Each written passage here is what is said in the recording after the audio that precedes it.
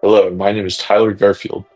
Join me as we explore alcohol as a tapestry of life in both the ancient Egyptian and Viking world.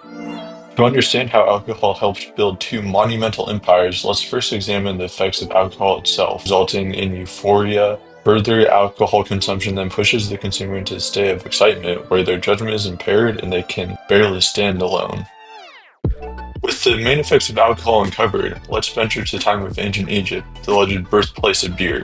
A man in pre-dynastic Upper Egypt has just finished a hard day's work. In return for this work, he receives an ancient beer that contains a fermented amalgamation of wheat, barley, grapes, and more. The beer reaches his brain, and he feels energized and euphoric. Soon he reaches a mind-altered state, and in this mind-altered state, he remembers the mythical story of the destruction of humanity that his father told him about. Ra, being upset with humanity, sent Hathor to destroy us. Ra eventually tires of Hathor's rampage and tricks Hathor into drinking beer dyed as blood. On consuming the beer, Hathor becomes docile and kind. The destruction of humanity is averted. At least in myth, beer had seemingly saved humanity from destruction. This ancient Egyptian man, in his mind-altered state, also sees Osiris, the great god that gave his people grains for this elixir of life. Next, travel with me down the river of time to the construction of the Pyramids of Giza. A laborer has just finished a hard day's work on these temples to human ingenuity. In return, as is tradition, he receives beer. The worker appreciates this gift so much that he makes an intricate sculpture of the slave who made him the beer.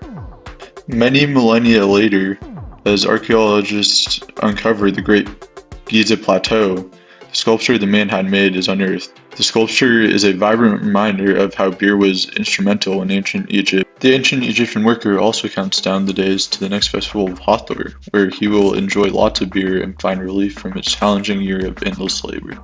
The monumental ancient Egyptian empire is now long gone. It is now the age of the mighty Viking. The Viking people were a tapestry inhabiting diverse lands from Norway, Sweden, and Denmark, a culture of raiders, traders, and settlers.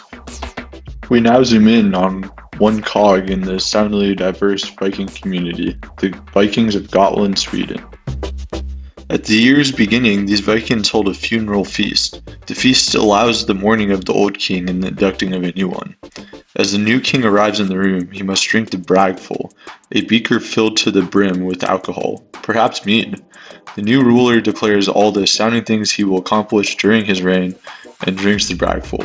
The now official king finishes his toast and the room is ecstatic. Through this ritual, the community has found healing.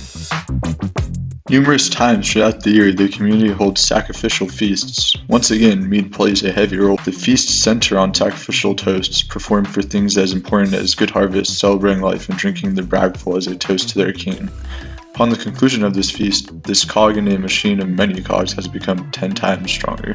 To commemorate an unbelievable year, the Vikings of Gotland endeavor to craft an intricate stone telling of their exploits, the Gotland Stone.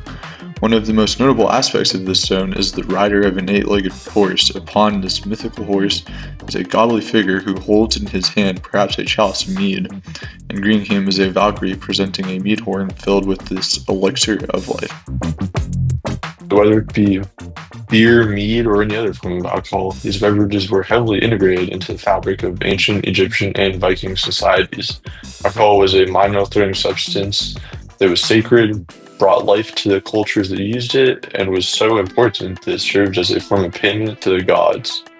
The next time you see the Great Pyramid of Giza, or an old Viking ship, or drinking horn or other relics from these monumental societies, just remember how it was alcohol that, amongst other things, made these great civilizations possible.